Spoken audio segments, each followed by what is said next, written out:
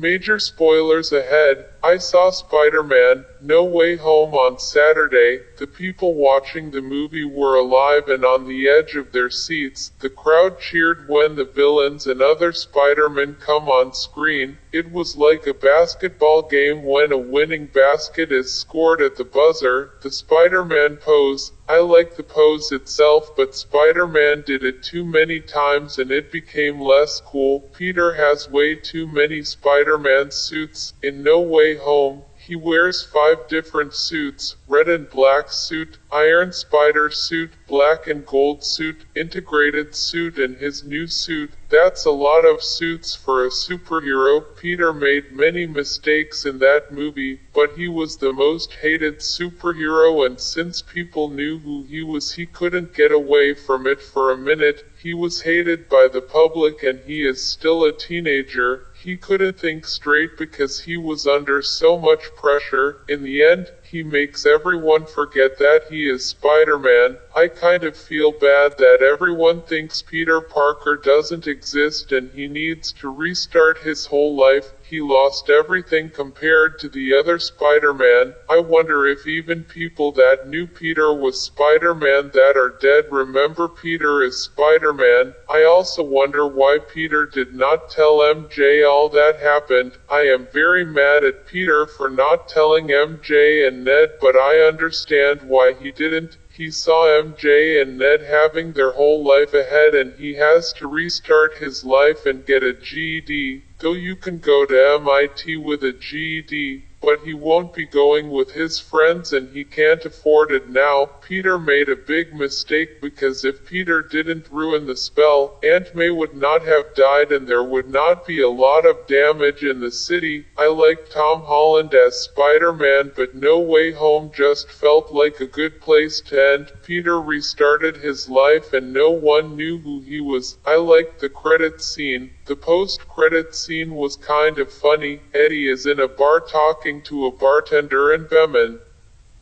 The poor bartender thought Eddie was talking to him the whole time, then Eddie just vanishes. I do think that an MCU Bemin will come, since when Eddie got transported back to his world, a piece of Bemin got left behind. I give the movie a 4 out of 5 because Peter made mistakes that could have prevented this movie from happening, but it was a very good movie nonetheless.